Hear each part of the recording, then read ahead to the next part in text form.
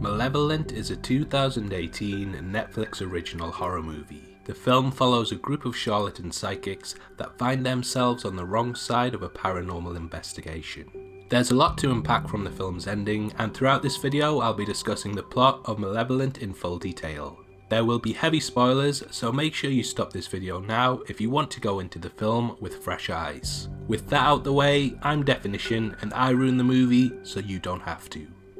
Set in 1986, the film follows a group of paranormal investigators that make a living from faking exorcisms and psychic occurrences. Led by brother and sister duo Jackson and Angela, the group are persuaded to take a job outside of their comfort zone when Jackson gets in over his head with the wrong crowd and owes debts. Travelling to a house far in the countryside where several murders and strange occurrences have taken place, the group soon discover that the location is actually haunted, and the midsection of the movie is made up of them attempting to get to the bottom of the mystery that surrounds the estate. Overseen by the enigmatic Mrs. Green, the house becomes a character itself and throws a range of spectres and spirits the group's way that paint out its rich and troubled history. Whilst the group begin by faking their exorcisms, as the movie progresses, Angela and Jackson discover that they are in fact psychic. These abilities have been passed on from their grandmother and mother, and allow them to see visions of the spirits that inhabit the house. When traversing the house, Angela sees visions of young girls with their mouths sewn shut, and during a run with cameraman Elliot, discovers a hidden room where the girls were kept and tortured. After this event, Mrs. Green confronts Jackson and calls him out for being a psychic scammer. She also divulges that her son was the one who murdered the girls, and that she consented to the act of sewing their mouths shut because they were little monsters that wouldn't be quiet.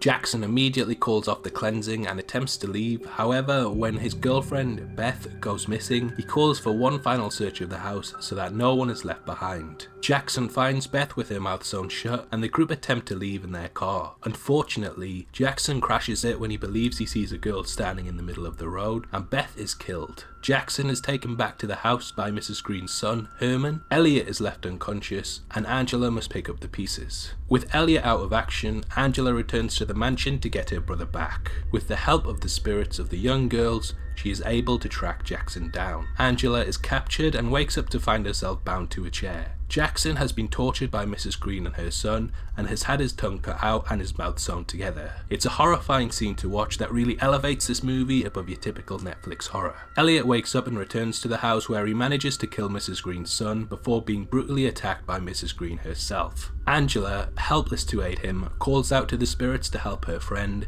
and they scream out, which gives Angela enough time to free herself and stab Mrs. Green, killing her once and for all. Angela leaves the grounds to find Jackson walking along unharmed and looking for Beth. It's at this point that we realise that he has sadly passed away and is now a ghost. A passing car stops to help Angela, and the film ends with Angela in the hospital and Elliot on the road to recovery. We see Angela in the final scene on the phone to her grandfather, who says she can't be left alone at this point, and Angela triumphantly states that she's not alone as a comforting shadow passes over her. It's never confirmed who this is, but personally I believe that it's Jackson who has returned, as we do learn that the two were twins. Whilst we never get the full reasoning of why Mrs. Green committed the acts, she hints at the girls disobeying her when all she tried to do was be a mother to them. Because of this, she sewed their mouths shut and left them to starve. Mrs. Green is horrified when the group enter the east wing of the house, as she knows that there's a high probability that they will discover the secret room where the murders took place. Mrs. Green mentions wolves at her door, which is a clear allusion to the fact that the press hounded her son. Clearly, she made him take the fall and is very domineering.